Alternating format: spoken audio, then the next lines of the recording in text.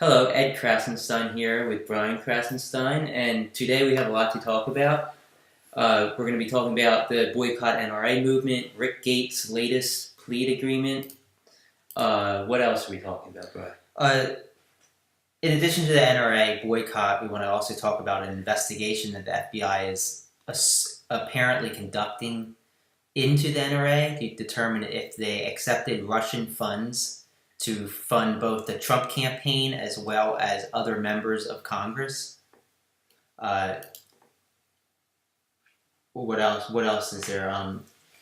Well, you know the whole NRA conspiracy theory, I guess you can call it right now, basically is looking into whether the NRA accepted money from Russia and then transferred it to Trump. Correct. Basically, The Intercept did a story. I believe it was not The Intercept, independent.co.uk. It's a British newspaper. They did a story earlier today, basically pointing out that there is actually an investigation into the NRA by the FBI here in the United States. The investigation is basically looking at funds that were possibly funneled into the NRA by Russian interest. There's a man that particularly comes to mind and seems to be at the center of this investigation, and that's a man named Alexander Torshin. He worked for the banking system in Russia, and he's basically a known criminal. Yeah, he was the governor of the central bank in Russia. He also has very direct ties to Vladimir Putin.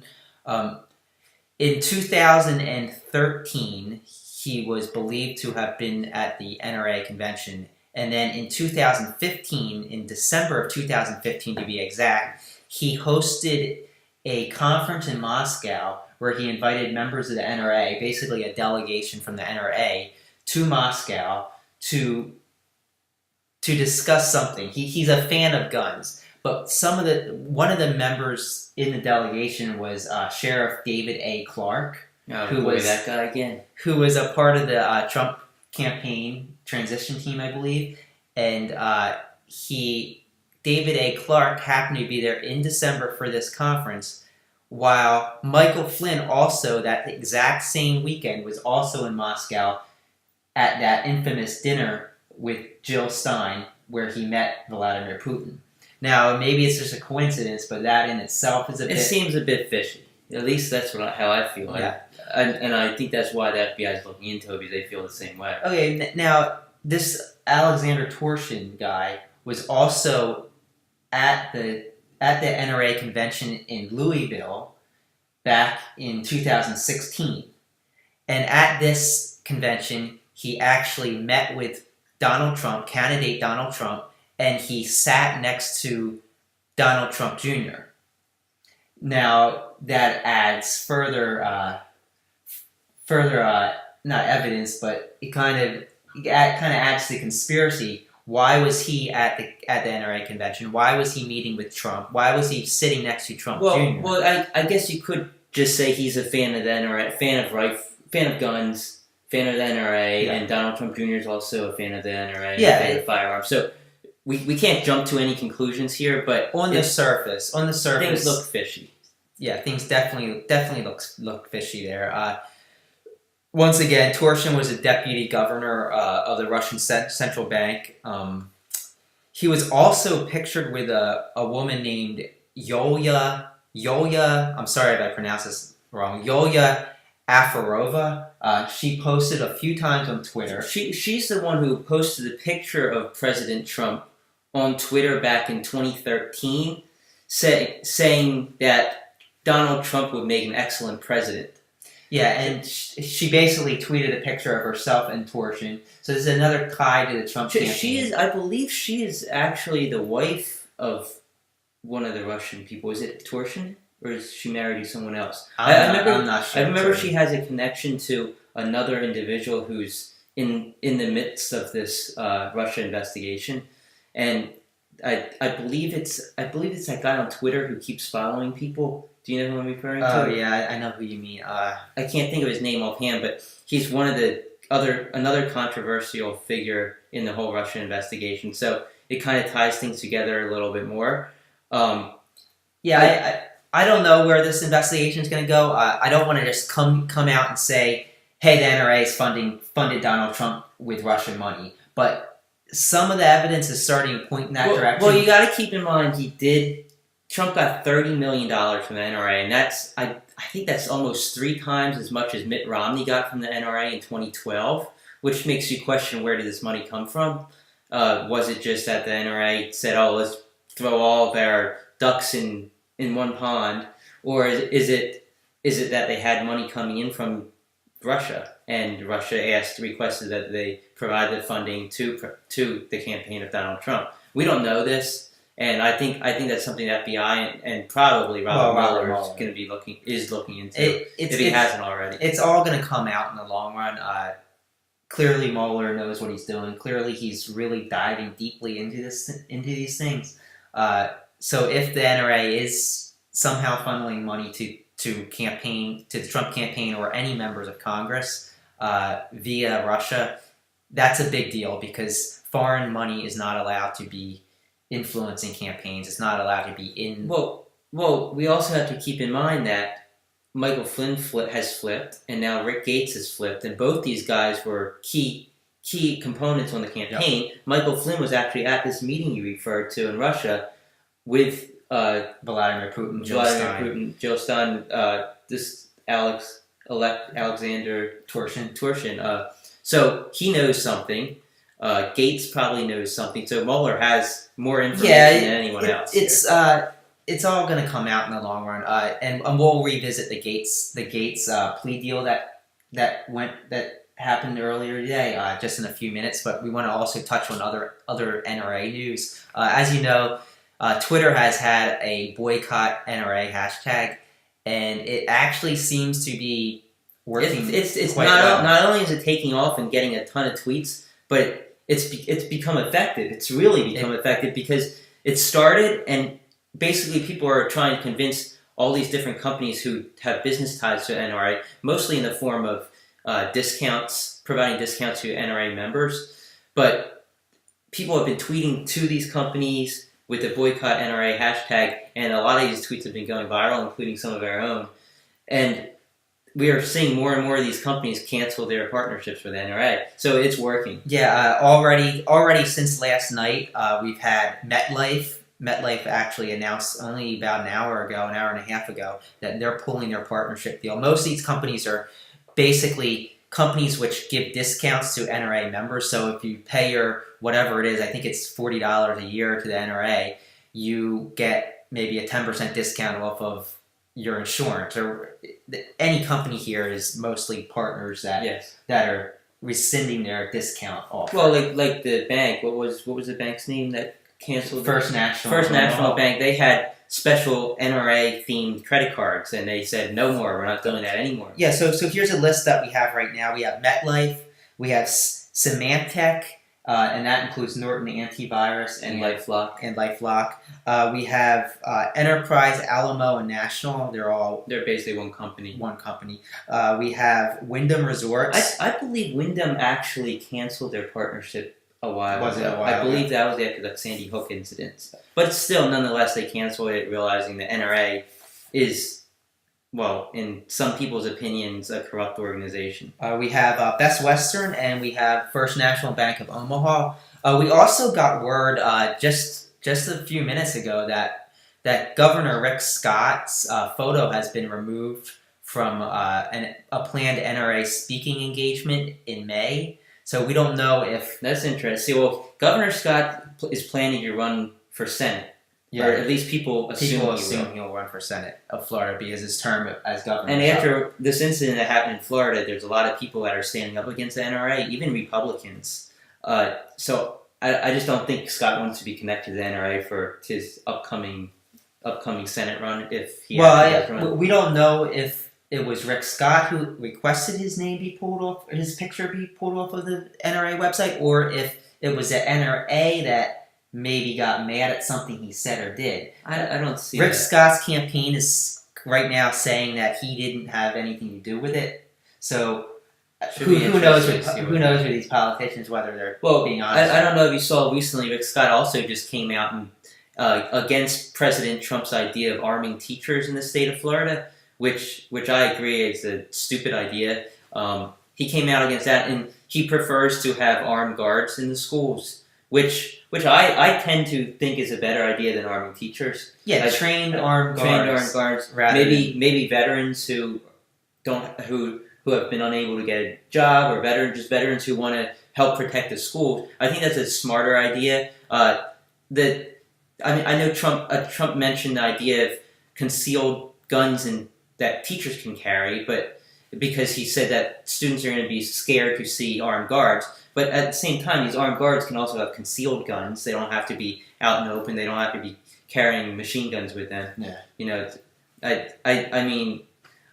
think an assault weapon ban is the best solution, but yeah, I'd take armed guards over armed teachers any day. Yeah, let's move on to another topic, and we can return to the NRA if you guys have some questions. Remember, you can tweet with the hashtag Krassenstein Live, and we'll answer your questions if you have any. We're also looking at the sidebar where you guys have some questions, but that's a little bit harder for us to follow.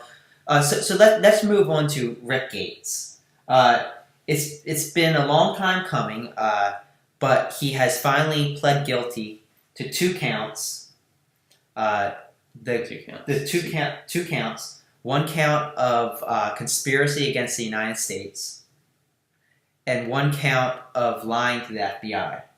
Now, this is really interesting because the count of lying to the FBI actually took place just about 3 weeks ago on February 1st. Well, there's a lot of interesting things that happened here. Because at first, news came out that Rick Gates was going to plead guilty, and the media jumped on that. Yep. and then it kind of didn't happen, and the right-wing media and many people on the right came out and said, it's not happening, that's not true, He's not pleading guilty. And then just recently, Rick Gates sent a letter to a relative basically saying he doesn't want to go through the trial. At first he wanted to fight and prove his innocence, but now he doesn't want to spend the money and he doesn't want to spend the time, and it's just too much on the table that he doesn't want to fight it, so he decided to plead guilty. But at the same time, he's pleading guilty to 2 counts out of, the original indictment had over 30 counts. I'm not sure exactly how many were pertaining directly to Gates, but it was definitely over a dozen. So this says a lot. This says that he's definitely cooperating. They wouldn't have allowed him to plead down to 2 out of, I think it was 12, but it might have been more counts in all the indictments since January. The fact that he has been able to plead down like that shows that he's obviously going to cooperate, and he obviously has a lot to offer. And in my mind, Mueller's after information that he can provide for other people rather than just Manafort. If Manafort is convicted of all the crimes and all the indictments, he would easily serve a life sentence. He's 70 years old. The sentencing guidelines for what we're talking, which is like $75 million or something in bank fraud and tax fraud, would be 50, 60 years probably. Well, you also got to figure that Mueller already has this indictment of, dozens of charges against both Gates and Manafort written up. And everything on that indictment, Mueller could basically put Manafort in prison probably for life. Well, that's what I'm saying. So there's no reason to get Gates to talk about Manafort. Exactly. Because Mueller appears to already have Manafort. Yeah, so Gates cooperating, the fact that Mueller has reduced it from whatever it was, 12 down to two counts, because he's cooperating, and they already have Manafort on a life sentence pretty much, shows that Mueller's definitely using Gates to get to somebody else. And that somebody else, it's pretty obvious that it's somebody fairly high up, like a Donald Trump. Yeah, well, I mean, you could make the argument that Mueller just wants to solidify his case against Manafort by using Gates to testify against him. you could make that argument, but I don't. I think Mueller has enough information already as is without needing Gates' help to really threaten Manafort. Yeah. Oh, absolutely. So it could be he wanted Gates, but it has. In my opinion, it's a lot more than just trying to convince Manafort to flip. And we also have to keep in mind that a White House source said that Trump at one time said, "If Manafort flips on me, I'm screwed." Yeah, that's NBC reported this. I think it was a couple weeks ago, actually, and it kind of went under the radar. And Trump basically admitted to friends, whoever these are, that it's all based on Manafort. If Manafort flips, he's going to be... Manafort has the goods on him. But you also have to think that Trump probably still has some hope that he could pardon Manafort. Well, but what's interesting here is that Gates has flipped, and he there's no reason to pardon him. If Gates really felt secure in getting a pardon from Trump, he wouldn't have flipped. And now that he's pleading guilty, I don't think a pardon's really going to come in play here. Well, the pardon could come in play for Manafort. Yes, but how much can he trust President Trump? How much can Manafort trust President Trump on actually pardoning him, if he even gets the chance to pardon him? If they connect Trump to Manafort and Congress impeaches him, he loses his pardon power. Well, and you also have to realize that pardon power is not unlimited. I think if you asked constitutional attorneys, you'd find out that pardon power is not just some unlimited power that a president can utilize to pardon anyone. There has to be a solid reason, and I truly think that if Trump tried to pardon somebody in order to cover up his own crimes, I think it would go to the Supreme Court, and I think the Supreme Court would overturn that pardon. Well, you would think that you could state that pardon in itself is obstruction of justice. Yes, a pardon. Yes, I would think a pardon of someone else could be considered obstruction of justice in your own case. If that pardon is going to convince that person not to testify against you. Exactly, and obstruct justice. It would basically be your means of obstructing justice. All right, so let's see. Does anybody have any questions? Krassenstein Live hashtag. Yeah, feel free to tweet at us with the hashtag Krassenstein Live, and I'm going to get to some of these questions in just one moment. Also, you can follow me on Twitter at Ed Krassen, EDKRASSEN, and this is at Krassenstein, at KRASSENSTEIN. Also follow us on Periscope so you get notifications when our videos go live. I'm going to check out some of the comments right now. And somebody said Manafort can be charged with state-level crimes. That's true. That's absolutely true. Bank fraud, I don't believe, is a state crime, but I'm sure that there's ways. I'm sure there's crimes that they could probably derive from that. There's definitely financial crimes that could be considered state crimes, and I think some of these, even the federal crimes that Mueller's going after, could be also tried on the state level. Yeah, well, I'm not an expert, but I believe that's how it could go. I want to also touch on something that was kind of funny to me. Basically, they said that Rick Gates committed $75 million in bank fraud. Basically, what they did was forge documents and lie on mortgage applications about how much money they have, how much money they're making, their assets. And that's considered bank fraud. You're not allowed to lie in order to get a loan. The reason it was so easy for Mueller to charge him with this is because there was evidence in emails where Gates and Manafort were communicating, and Manafort didn't know how to convert a PDF file to a Word file. He was ignorant in that area. You can just Google it.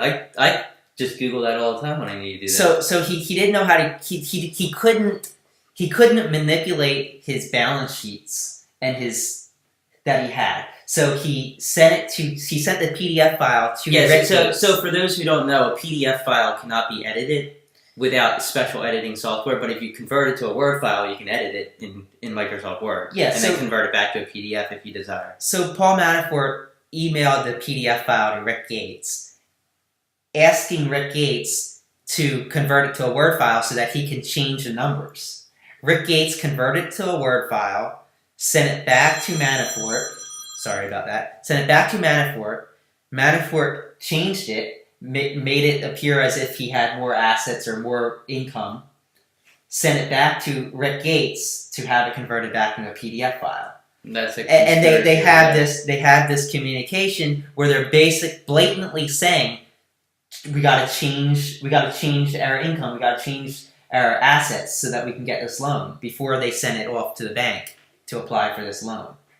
And that's clear bank fraud. There's very little you're going to be able to say to get out of that. There's also other people that are in this conspiracy, and the indictment and the plea deal actually says there's other people in this conspiracy as co-conspirators. So it should be interesting to see who they are.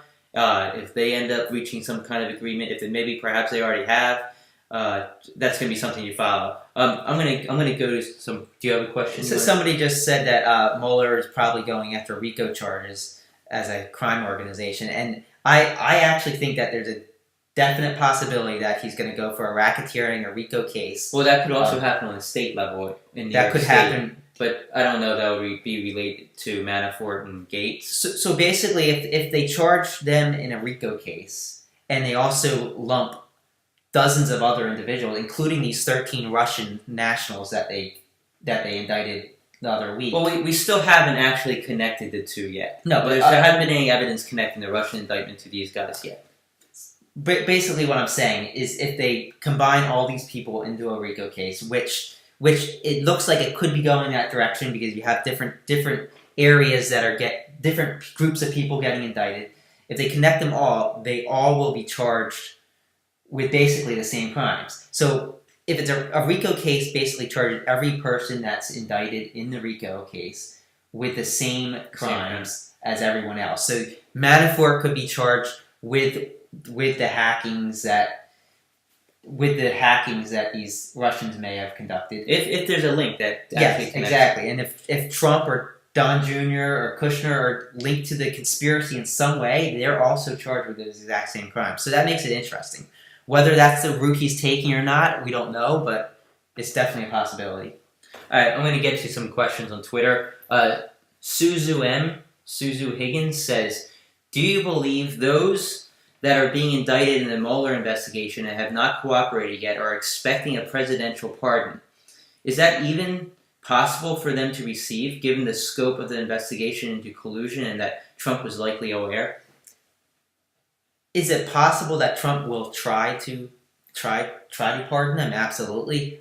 When it comes down to it, though, Trump's going to be connected. If I'm not saying he is, but if he's going to be connected to these individuals and he's part of the crime, it's going to be incredibly hard for him to actually pardon these individuals and get away with it. Well, and you also have to keep in mind, if he does pardon Manafort, or pardon Manafort, let's say, for example, on this huge list of charges by Mueller, and Manafort's pardon, Mueller can actually come at Trump again with a whole new list, of charges, which I'm sure he'll save a few of them in case something like this does happen. And keep in mind, like Brian mentioned the other day, if impeachment proceedings are underway, Trump does not have pardon power. Correct. Basically, as long as there's a majority in the House who vote for impeachment, his pardon powers related to that crime diminish immediately. So if, for example, Trump pardons Manafort of these crimes,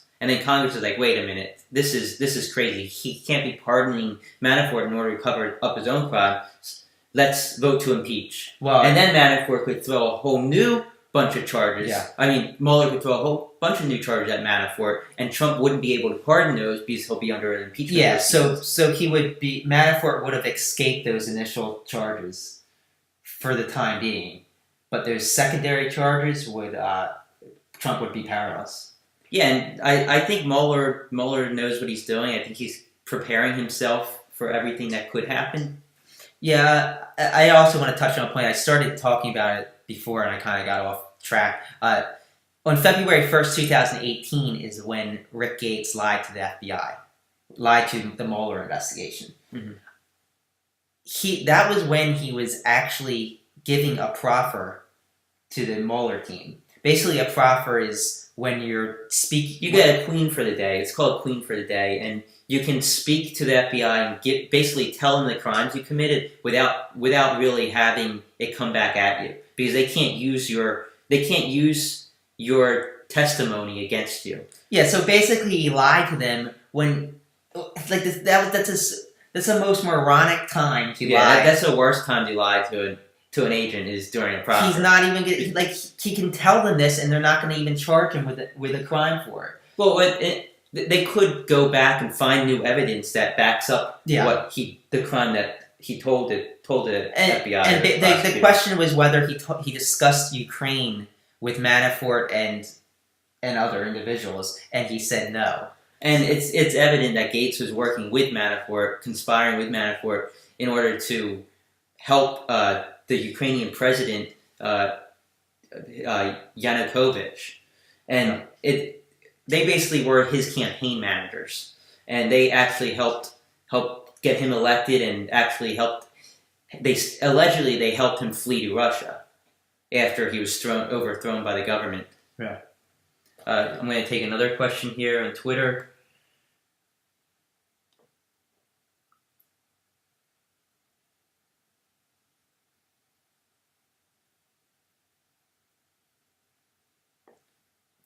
This goes back to the whole NRA thing, and Mary the Patriot asks, who is paying for these armed guards in schools?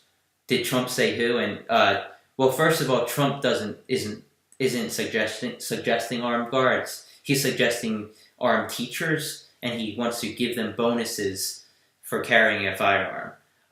Rick Scott, on the other hand, the governor of Florida, is against arming teachers and wants to arm guards. So there's not really. It would have to be taxpayers who pay for this. Yeah, that's what it would come down to. It'll probably be coming out of your property taxes, because that's your local taxes are what pay for school. It would probably be a school fee, and it will come out of the school tax revenue, which is basically so low that schools they can't even fund the supplies. Yeah, I mean, it's possible that the federal government will give a subsidy to schools or pay a portion of this. Yeah. But it's going to still come down to tax dollars. It's going to be expensive, and I don't see how you can ask teachers to carry guns.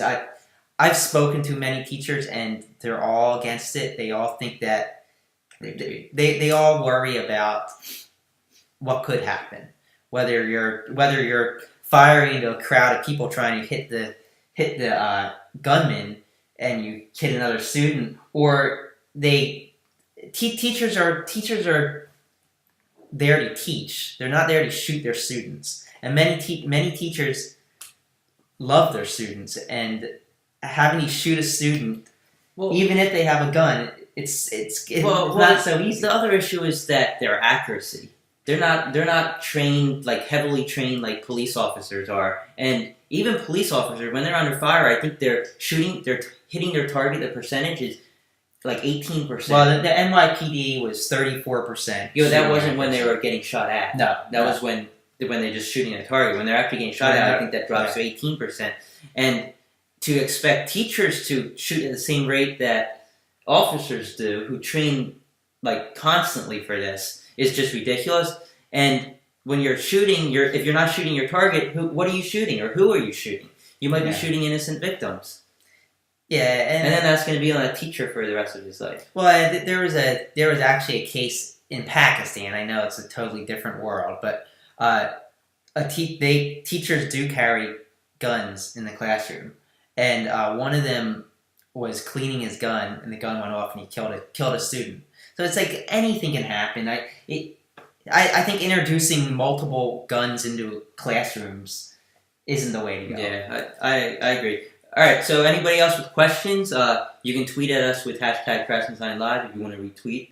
But we can do that, and we can also take some questions from the chat box while we wait. Or do we have any other topics to cover? I think that the Rick Gates story is going to really play out. I think we're going to learn a lot over the next few weeks. I think there's probably going to be leaks. I think that we're going to learn that Mueller is Mueller is using Gates to get to other people rather than Manafort. I also think that something else we haven't touched on, the Democratic memo. Adam Schiff says that his goal was to get it out this week, but it doesn't look like that's going to happen. It looks like we'll probably see it sometime next week. Finally. And Devin Nunes is already working on a second memo of sorts where he sent, I think it was 10 different questions to multiple officials, including James Comey and other FBI officials, asking them about the dossier. When did they first see it? Who provided to them? There are a list of 10 questions. I can't even believe the dossier is at issue here still, after all this, after all these indictments. Well, yeah, and there's nothing that has been proven unfactual in the dossier quite yet. There's the one small issue is Trump's attorney Michael Cohen. The dossier says that he traveled to Prague. I still believe he did. It's very possible. His passport actually doesn't show he traveled to Prague or Europe for that matter, but he could have had another passport. He likely did have another passport if he was doing something like this. Yeah, like who was the guy they busted? Paul Manafort. Manafort had like 3 passports. So you don't think a lawyer is going to be able to get passports as easily as Manafort could? I'll tell you that the week I saw the dossier back in January, last January, not this January, but previous January, I read it and I was like, wow, this makes so much sense. I mean, I didn't say to myself, oh, this is fact, but I said I could definitely see this being incredibly accurate, and I think that we're gonna see that it's very close to. Well, it kind of connected a lot of dots just reading it, But I mean, it doesn't really matter. We'll see. Yeah, and so Devin Nunes is trying to push a second memo out. It's going to be interesting to see what happens. I'm guessing that the Democratic memo is going to be released, whether there's anything redacted or not. I don't know. Once that's released, I'm guessing that the Republicans are going to probably try pushing out the second memo with additional information to try and kind of deflect from that.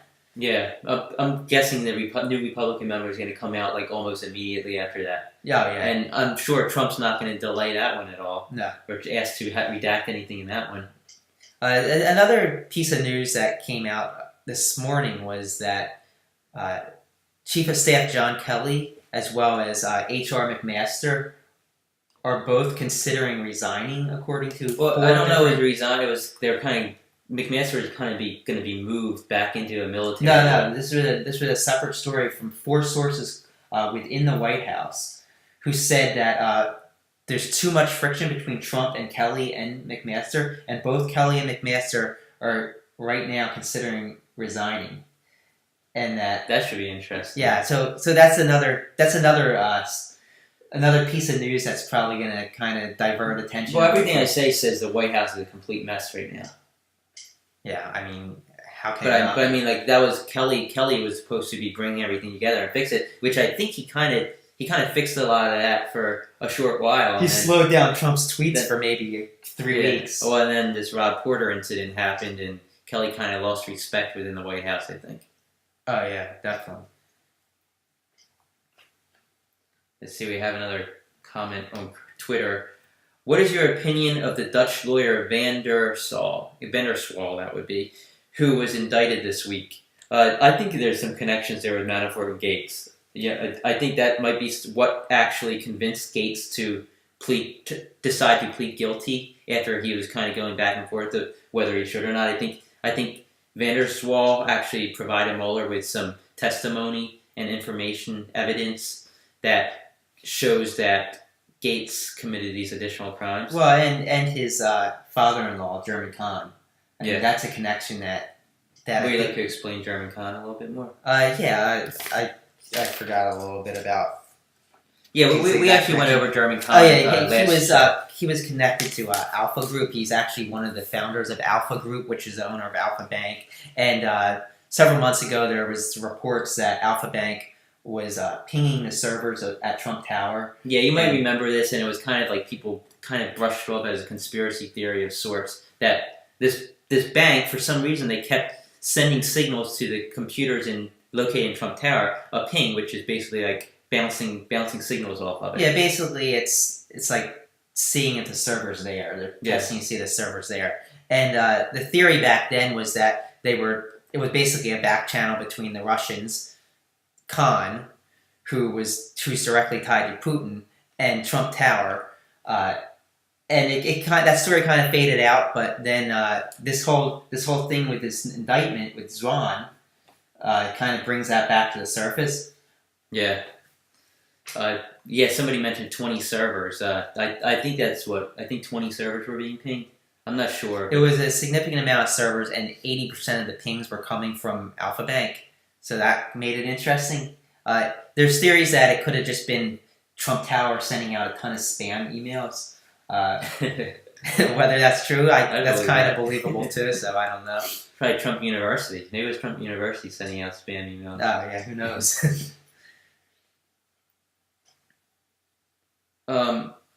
Any other questions, either through the chat or through Twitter using hashtag Krassenstein Live? We'd be glad to answer them or read your comments.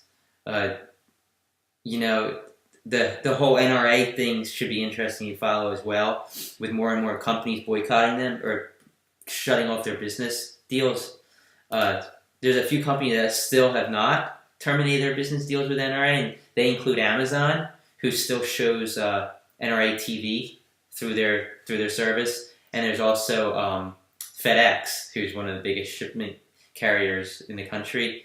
They still haven't even mentioned anything about the NRA, so I don't know if they're going to terminate. I don't know if they're even considering terminating their agreement with them. Another story that kind of broke right before we came on air here is the California Congressman Dana Rohrabacher.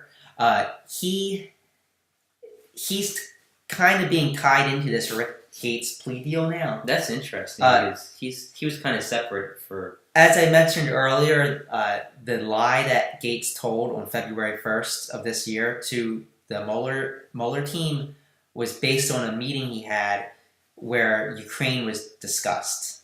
And I'm just going to read this paragraph from the LA Times that was just published earlier today. The meeting became public in the summer when Manafort belatedly filed a disclosure form for his work as a foreign agent on behalf of Ukraine. Rohrabacher, I'm sorry, I don't know how to pronounce his name, so I might be mispronouncing it. Rohrabacher, at the time, called it a nice little dinner and said that Russia and the Baltic states probably came up, but it wasn't the focus of the conversation. 3 days after the dinner, Manafort contributed $1,000 to Rohrabacher's re-election campaign. Gates was Manafort's deputy on the campaign and continued to serve as a senior advisor through Trump's inauguration. So basically, I didn't get to read this story prior to us coming on air here, but basically it looks like it's tying in Dana Rohrabacher, and he's already had multiple connections to the whole Russia scandal. I can actually, if I bring up our document here. Yeah, I don't know if you guys are aware, but Brian and I put together something we call the Krassenstein files, and it kind of lists every person in the investigation and how they're linked and how to they're the linked and investigation. what different dates, it dates everything. Yeah, just Google hashtag Krassenstein files, and you should see a link to it somewhere. It's just a Google document. It's accessible to anybody that wants to access it. And Rohrabacher's been really. He actually had some connections to the Russian attorney Natalia Veselnitskaya. They met in Washington D.C. on June 14th, 2016, which is interesting. That was around the same time that she was meeting with Trump Jr. and Paul Manafort at Trump Tower. Well, and then he met with Michael Flynn to discuss the nuclear project that he was working on. So there's another connection. There's also he also met with Renat Ashmeshkin. Brian has a hard time saying words sometimes. Agmeshkin. In a Berlin hotel. Rohrabacher claimed that the two were discussing the Prevezon Holdings. Maybe I should read this. You're not reading very well. Prevezon Holdings, which is the company that Natalia Veselnitskaya had been working for, and they discussed whether they were laundering money or not. So there's also the connection with Sergei Majinsky too. So well, yeah, and then the connection where Paul Ryan basically said that both him and Trump were the only ones getting paid by Russia. You may recall that there's a recording of Paul Ryan actually saying that this congressman Dana Rohrabacher and Donald Trump are actually being paid by Russia. And now Ryan blows it off as he was just joking, but now it actually seems true. Well, at first Paul Ryan said that he never said that, and then they actually have a videotape. If you Google it, there's actually a audio tape of him saying this, and he basically said the only two politicians that Russia is paying is Dana Rohrabacher and Donald Trump.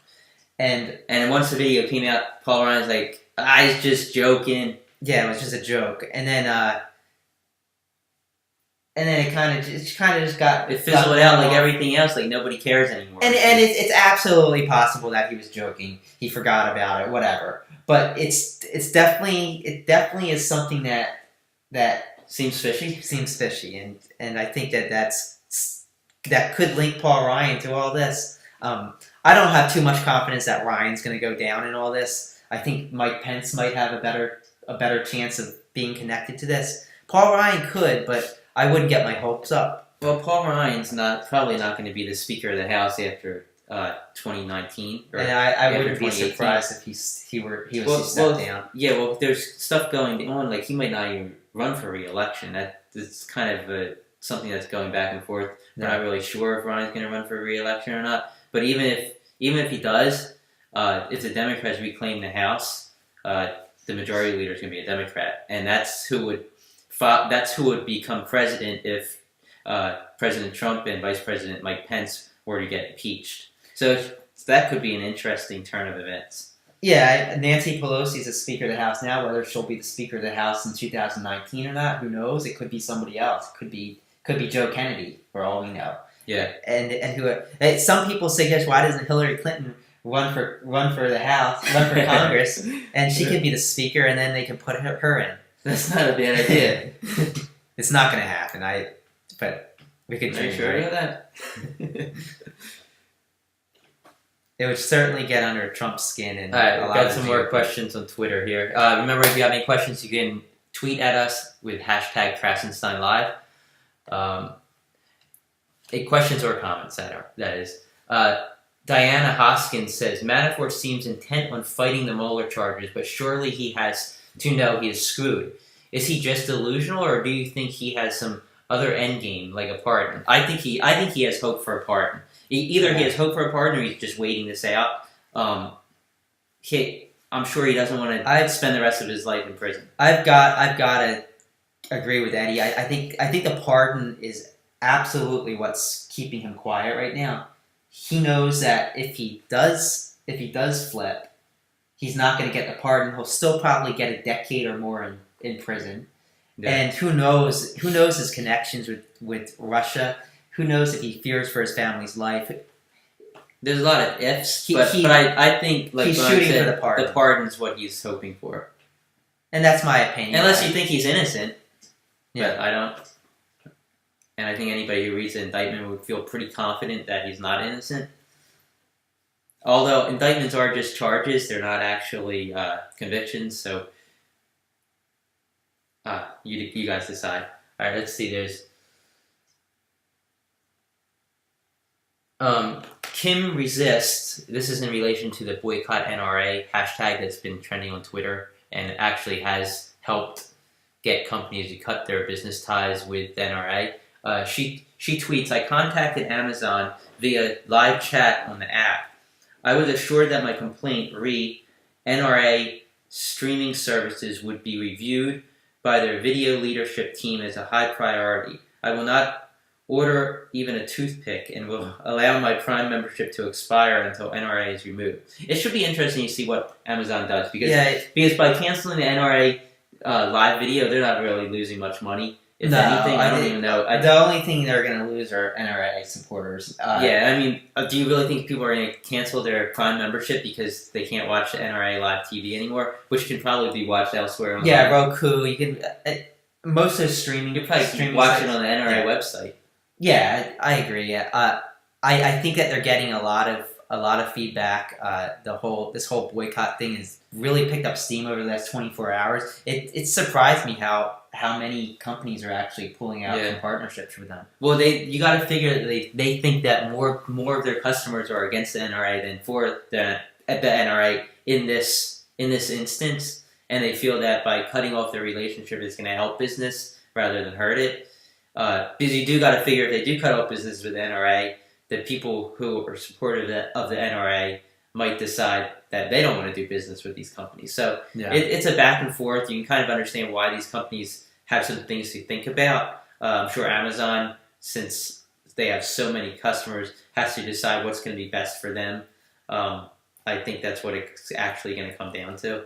I don't know if they're going to do what's morally the right thing if they think it's going to hurt their business, unfortunately. Yeah.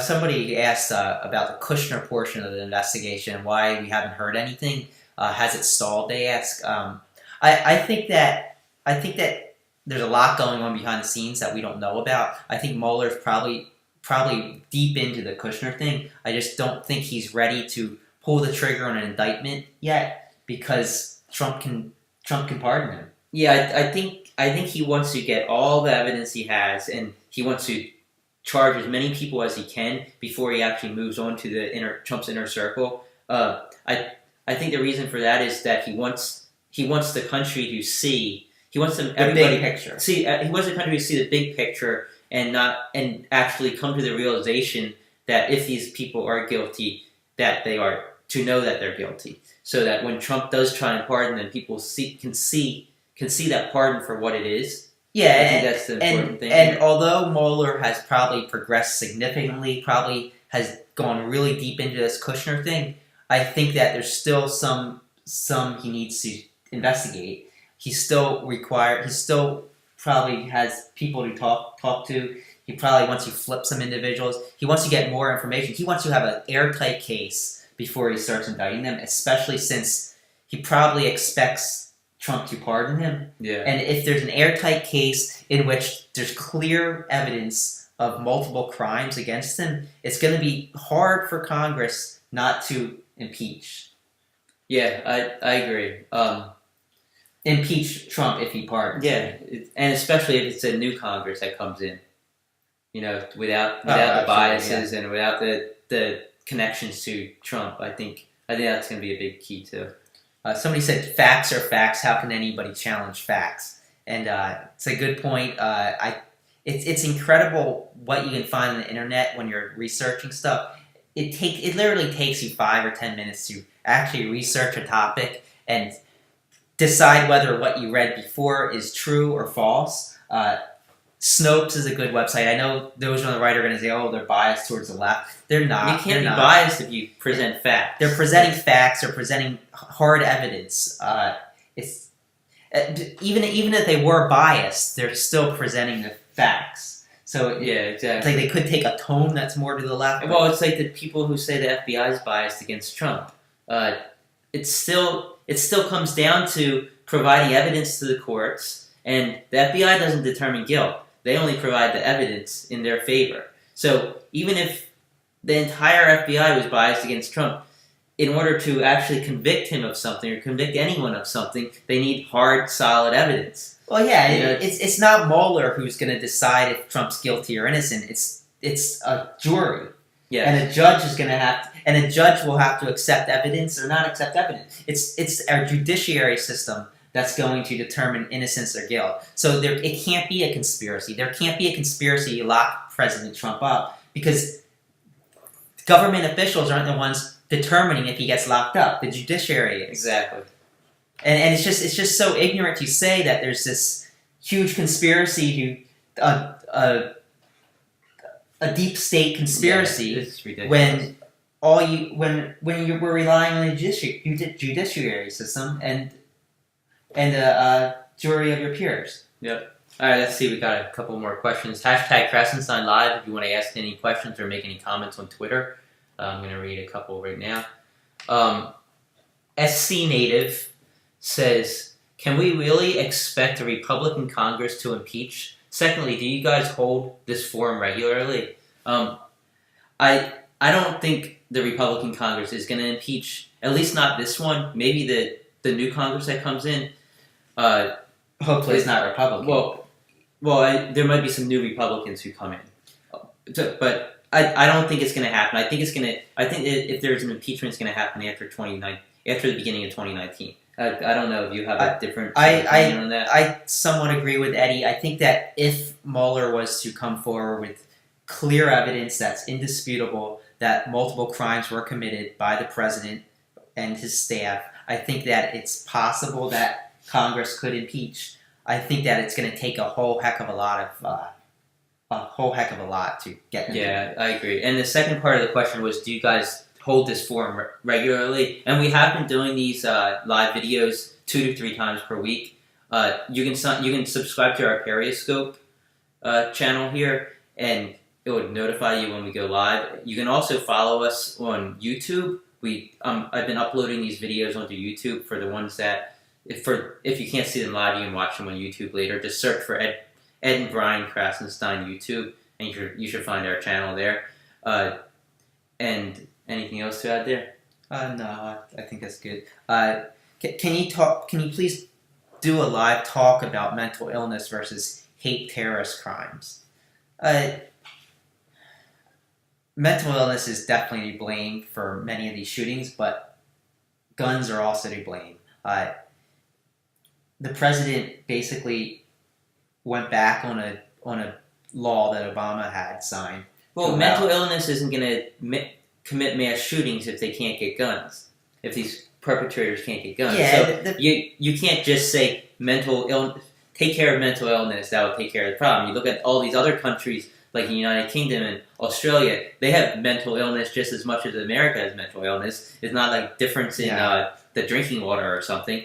So and gun violence, mass shootings are way down in these countries. I mean, it's not because of mental illness, it's because of gun regulations. We've had mental illness ever since we've been a nation.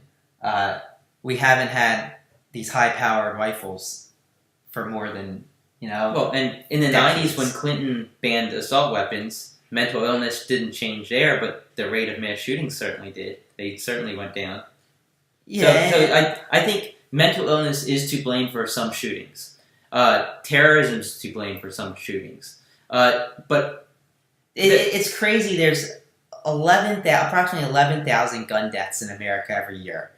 There's about 1% that number in terrorist deaths, terrorist-caused deaths. But terrorism gets the headlines, because it's like, oh, we're fighting this enemy. Whereas, an American guy does it. Oh, it's a white American guy. He's probably mentally ill. Oh, if it's a Muslim guy though, it's going to be terrorism. Maybe that Muslim guy had mental illness too. And it's like still, even if you have a mental illness, there's still a reason behind why you're doing this. I don't think most of these people just like shoot people for the fun of it. I think there's actually some ideologies behind that, which could actually make that be considered terrorism. It's like when. Why isn't that terrorism if he's doing it because he doesn't like bullies or he's doing it because Well, or like when a black guy kills somebody, it's like you never see that. You don't see that being blamed on mental illness. All races have mental illness. It's just I think we kind of scapegoat mental illness here. Yeah. In a lot of the cases. Let's see here.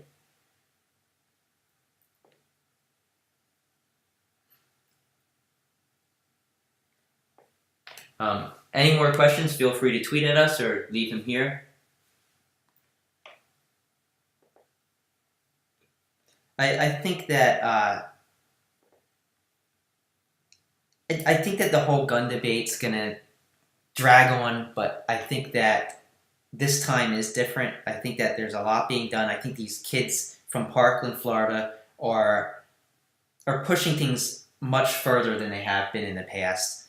And I think the fact that they're young adults or teenagers, rather than older individuals, I think that's kind of opening eyes, and I think this is gonna lead to a wave of new voters in 2018. A lot of these kids are gonna be a vote in November. And then even more in 2020. Tom Steyer's actually just donated $1 million in order to promote voting to younger individuals. He wants to get these kids who are fighting so fiercely against guns to head to the polls in 9 months to vote in the election. Well, I think the Florida elections are going to be big too, because a lot of Florida kids are going to be voting. Yeah, it's going to be interesting. Yeah, I definitely can see Democrats retaking many of the seats in Florida, both in the state level and the national level. Yeah, definitely. And their interesting race is going to be Rick Scott versus Bill Nelson? Who's the Democratic senator in Florida? Nelson. So that's going to be an interesting race because he's actually held the seat for 3 terms and he's going to be running for his 4th term, but he's going to be challenged by Rick Scott, the governor of Florida, who's a Republican, and I think that's going to be a close race if Scott does actually run. But I think if all these kids go to the polls, I think there's a good chance that Nelson holds on to that seat. What percentage of 18 to 25-year-olds will vote Republican? I have no idea. It's fewer than 50, that's for sure. Even in red states, I think the majority of most red states, that age bracket's going to be Democrats. It's just that most of them don't vote, unfortunately. Yeah, very true. I think we're going to see a huge turnout for young kids, though. Young voters. There's a few stories that are just coming out about Kushner's security clearance, and Trump apparently has said that it's going to be Chief of Staff John Kelly who ultimately decides on the security clearance and whether Kushner maintains it or not. So that's kind of an interesting turn of events. It puts pressure on Kelly, and maybe Trump's kind of using this as a way to take the clearance away from Kushner without taking blame, as perhaps Kelly takes the clearance away from Kushner and then resigns. It should be interesting to see how this unfolds. Yeah, it's an interesting move by Trump, giving Kelly the power here.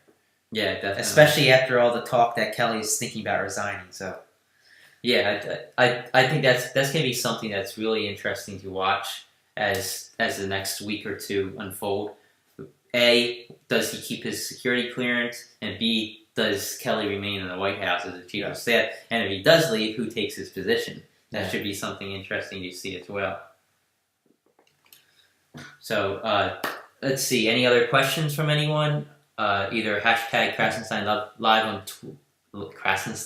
on Twitter, or you can leave a comment over here. Somebody said, did you all know that Kushner requested more classified information than anyone else in the White House? Yeah, he was aware of that. And that really says a lot. What is Kushner's position? Does he have an official position? I think he's an advisor. But what's he do? Like, other than try and run his business and try and get funds from nations. It really does seem like it seems like Kushner's using his position in the White House in order to generate profit for his own business. No, he's trying to get loans because he owes that balloon payment of $1.7 billion. Well, at least that's what it seems like. It seems like he's really trying to. It seems like he's trying to use his position in the White House in order to get money, and that's against the emoluments clause, which is written in the Constitution. Nobody seems to care about. Yeah, absolutely. It's crazy that the GOP just doesn't care that all these rules are being broken. If this was Barack Obama in office, do you think he'd be allowed to be using his position in office to make money? No. Trump just increased the Mar-a-Lago fees after he became president, saying, they were due to be doubled. Yeah, right. I'm sure that's the case. Somebody just said that. Let me see. What was it? The young people think that they are entitled. They are entitled. They're entitled to their opinion. Yeah. What entitled to what exactly? What are you saying they think they're entitled to, and why aren't they allowed to be entitled to this? Just because they're under 18 doesn't mean they can't have a say. Just because they can't vote doesn't mean they can't influence others to vote and give their opinion. That's what the whole. We hear everybody saying, "Oh, the Democrats are trying to take away the Second Amendment." What about the First Amendment? What about the First Amendment that Trump seems to be attacking every opportunity he gets? Somebody asked about the why we think that the election commissioner quietly was fired yesterday. I don't know if his official position was election commissioner, but he was basically in charge of protecting the election from cyber crimes, cyber Which intrusion. is kind of scary. I also don't think he was fired. I just don't think he was retained. Paul Ryan basically said that he's not retaining him. This man, I forget his name, but he was highly recommended. He was praised by those within his colleagues, Mm-hmm. and it's definitely very concerning that this man was let go at a time when we're so concerned over our election system and Russia's cyber intrusion of our election system. And I think that these Paul Ryan particularly needs to answer to us, to the American people, why this man was let go, because it's definitely concerning. Yeah, I have to agree with you there. It's, it seems like Trump's trying to have influence over the elections, which is really scary considering we know Russia attacked the election systems and they tried to break into the election systems. In some cases, they may have broken into the election systems. So I think it's something to keep an eye on. I just think we really need to continue to watch this, and I think the FBI has an eye on this too. A lot of people say they're worried about the upcoming elections because they're afraid Russia's going to meddle in the elections or actually change votes in the election, or even Trump's going to try and change votes somehow through his commission. People are saying that they're afraid of this. I think the FBI is all over this. I think the FBI is going to be tracking this. I think Mueller's going to be tracking it. I think the right people are watching this. Whether there's commissions or certain individuals in charge of it that might be Trumpsters, I think others are going to keep a close eye on this. So I don't think it's going to be as easy as some. Yeah, it's going to be. I think that it's going to be. I think that there's more people paying attention now. So if there is something fishy going on, I think that there's probably going to be action taken. I hope that Trump doesn't get rid of everybody that's going to take action, but. I personally wish that every single election commissioner, every single election in every state would resort to paper ballots as a backup. So if there is any questions, you can just go to the paper ballot, count them, recount them, and figure out, okay, did something happen? Were votes changed in the computer system? I think that's something that needs to be done, but the GOP is it's like they're so against protecting our elections. And I mean, I don't want to sound like a skeptic. I don't want to sound like a conspiracy theorist. But I think it just brings up questions. I think the GOP knows that if Russia meddles in this election, they're doing it in their favor. Which but yet the GOP won't actually take action against it because they know that it's going to help them if Russia changes anything or does anything or influences our election in any way. Yep. Here's a question. Tell me how you are going to protect yourselves if all guns are taken away. First of all, nobody's saying take all guns away. That's like a conspiracy theory that President Trump and the CEO of the NRA is spreading, that the Democrats want to actually take away our guns, and that's not what's happening. Nobody's recommending taking away our guns. Yeah, most Democrats are recommending more background checks, a database, possibly banning some assault weapons.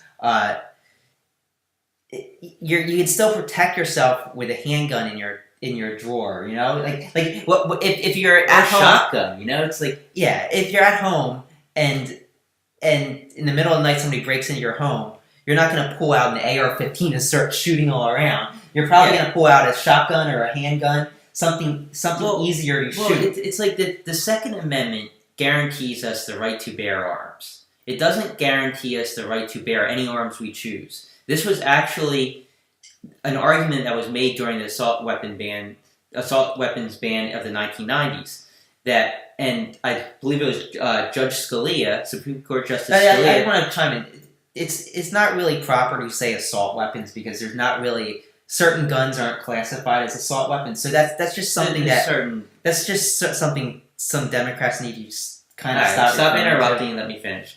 All right. So back in the 90s, Justice Scalia, he basically came out.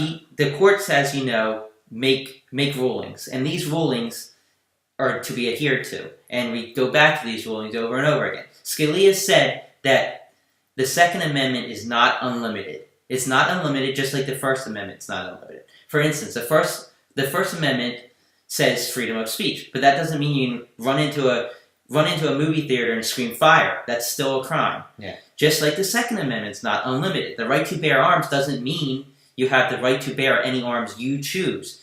It means you have the right to own a gun. The government can tell you which guns you can own and which guns you cannot own. That is not abridging the Second Amendment, because the Second Amendment is not unlimited. Yeah, it's the whole argument, why don't we have RPGs, or why don't we have automatic weapons? Why don't we all have, like, Uzis and machine guns? Because the government bans them. Well, and it says right to bear arms. That doesn't mean you can bear as many arms as you choose. The government can step in there. It doesn't mean you can own a grenade launcher and hand grenades that can be fired. That would be an arm. There's limits. It's not unlimited, and it upsets me that people keep saying that the Democrats are trying to take away the Second Amendment because they're mentioning a ban of certain guns like the AR-15. That's just ridiculous. President Trump today at his CPAC speech, he actually said Democrats are all trying to abolish the Second Amendment, and it's like he's one of the people that's bringing this narrative to the forefront that Democrats are trying to take your guns into, and they said Obama was going to take everybody's guns. He didn't take anybody's guns. It's just ridiculous, and that's what's kind of dividing us even further, is that they're pushing this narrative that Democrats want to abolish the Second Amendment. I haven't heard one Democrat say I want to abolish the Second Amendment. Exactly. Look, when the Second Amendment was written, you could fire muskets. I think a musket can, if you're really good at firing a musket, you can shoot about, I think it's somewhere between 3 and 4 rounds per minute. Meanwhile, an AR-15, which didn't exist, it wasn't even close to existing when the Constitution or the Second Amendment was written, can fire, I believe it can fire close to 100 rounds per minute. If you add a bump stock onto it, I think it can reach up to 600 rounds per minute, which is just ridiculous. Yeah. That's not, there's a difference there. Yeah, and it's like they're using this amendment that was, I think 1790 was when the Second Amendment was ratified, and even then it wasn't a law saying any and all guns are. Yeah, even then the government could, if they wanted to, say you can't own this gun, but you can own this. Well, gun. and like think about some of the things that were legal back in 1790. Here are just a couple. You were allowed to mail children in the mail. I'm being serious. That's actually true. You were allowed to mail children in the mail. You were allowed to rape your spouse. You were allowed to have slaves. You were allowed to murder certain people, including slaves. I mean, gun duels were common when you had a disagreement with someone. I mean, we're not in 1790 anymore. Things change. Technologies change. And with this said, nobody's saying to get rid of the Second Amendment. Absolutely. Nobody's saying to take away everybody's guns. People are saying certain guns should be illegal. That's not abridging the Second Amendment. And certain guns are already illegal. Yes. It's just expanding the category of what's illegal as these technologies progress. Yeah. All right. Well, let's see here. There's another comment on Krassenstein Live #. Do you think civil war is coming? No, I don't think civil war is coming. I think that the majority of people are not ready to fight a battle like they were in the 1860s. Don't even think about that. It's not going to happen. Hopefully, we never have to think about that again. somebody said Fox News brainwashing, and this is something I mentioned on one of our other shows, is that I think everybody should watch all the stations, Fox News, CNN, MSNBC. I think it's important to get a good idea of everything, and even if you don't like Fox News, I still think you should watch it. Just like if you don't like CNN, I think you should watch it. I think you need to see all the different perspectives. I think that's really, really important, and to help you make the right decision. Yeah, here's a little piece of breaking news. The Secret Service just confirmed that a passenger vehicle hit the White House barricade. I'm assuming it didn't get close at all to the White House. No. They have a pretty large perimeter around there if you've ever been to Washington, D.C. Who knows if it was an accident or some crazy nutcase. Maybe Steve Bannon was drinking too much again. Decided to visit the president. Well, that's another person we haven't heard about for a while is Steve Bannon. He had a 20-hour interview with Robert Mueller's team over the course of, I think, 2 to 3 days. And we haven't really heard of... But what we have heard is that he answered every one of Mueller's questions, as opposed to what he did in the House Intel Committee where he refused to answer any questions. I think the information he provided there could be of some use to Mueller. Nothing is leaked, but it should be interesting to see what comes out about that. Yeah. Somebody said, ask a doctor what an AR-15 does to you.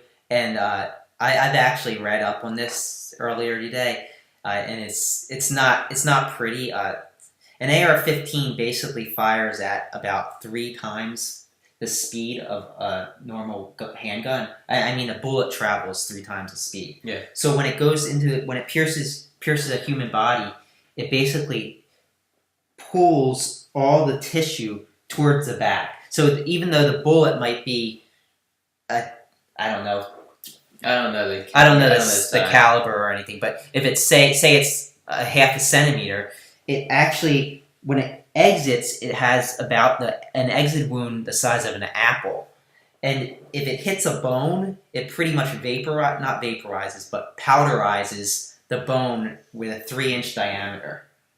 Where the handgun, if you get shot with a handgun, usually those types of injuries do not occur. It usually will. The hole is no larger than a quarter usually. Sometimes you can't even find where the hole is.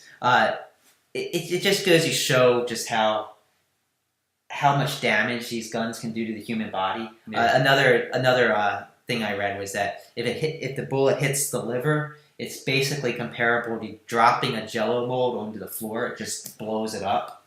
Even though the bullet's very tiny, the power that is entering the body, it just pulverizes everything. Yeah, it's quite disgusting, really.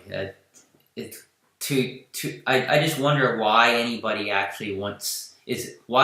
gets so upset about not having these guns at gun stores and allowing anybody to buy them. Yeah. Pretty much. Somebody said, "Have you ever seen what a shotgun does to the body?" And that's not much better. It's different in that the shot rate is a lot slower. Well, you have to be a lot closer range, otherwise it's not going to do as much damage. But all guns are bad. I'm not saying that they aren't. Not bad, as all guns can do bad things to you. Yeah. That's what you're trying to say. Yeah, all guns, if you're shot with any gun, it's not going to be a good thing. But these AR-15s and similar weapons are much worse than the typical handgun. Definitely.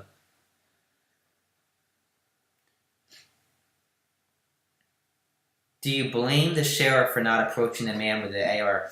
I don't think it was the sheriff. This guy named Scott Peterson was a security personnel at the Stoneman Douglas High School in Parkland, Florida. And when the shooter actually went in and started firing rounds within the school, he kind of chickened out, I guess you could say. He didn't go in and go after the shooter. He was equipped with a Glock, I'm assuming. Yeah, so, Trump called him a coward.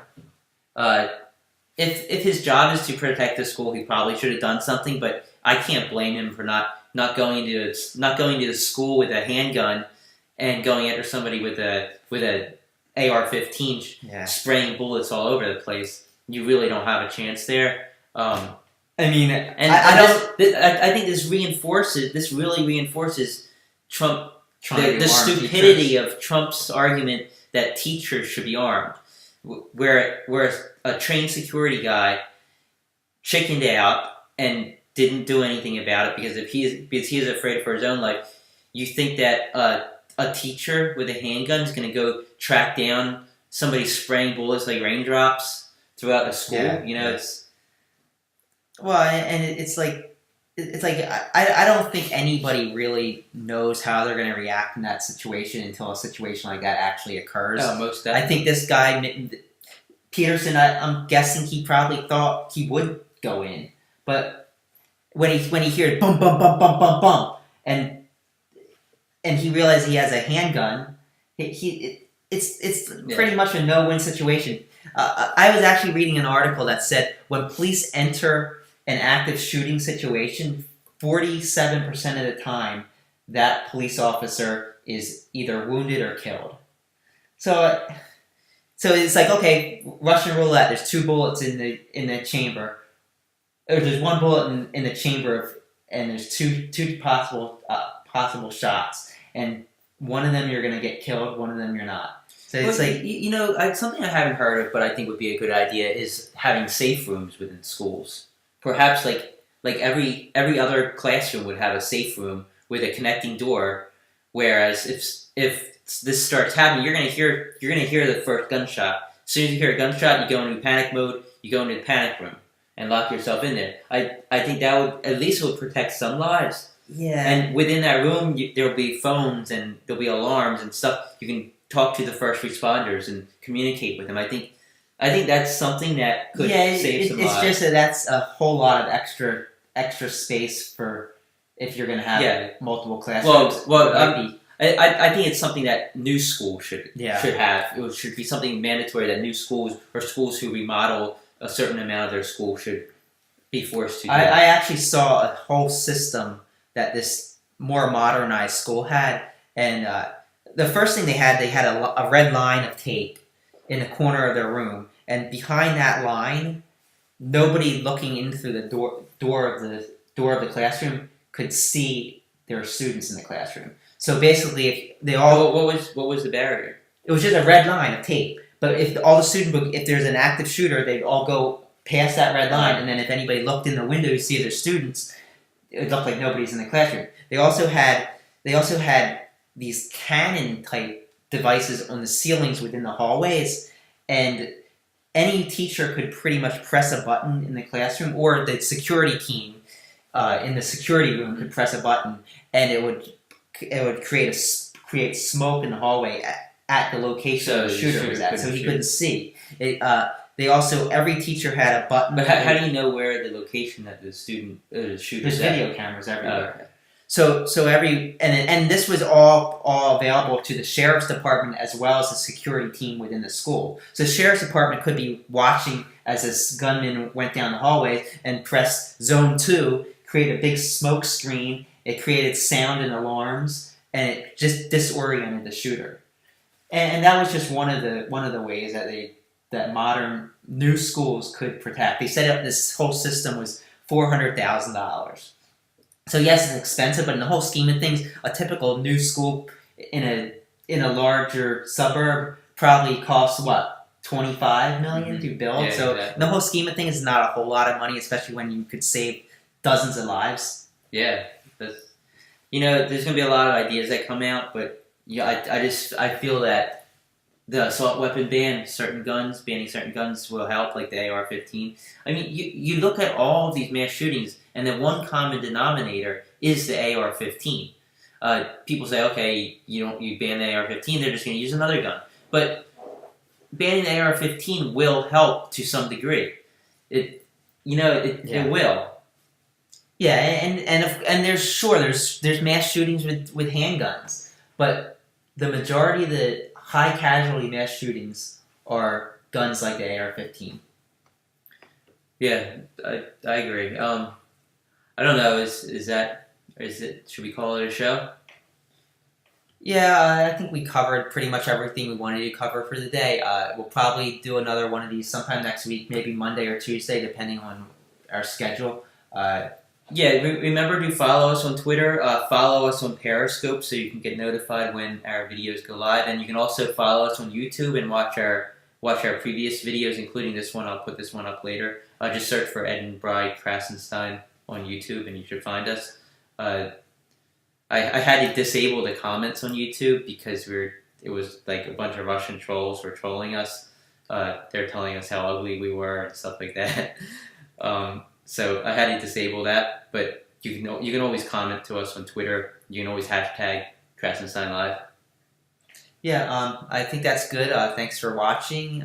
We appreciate it, and just watch our Twitter feeds for future live feeds. Yeah, thanks again, guys. It was great.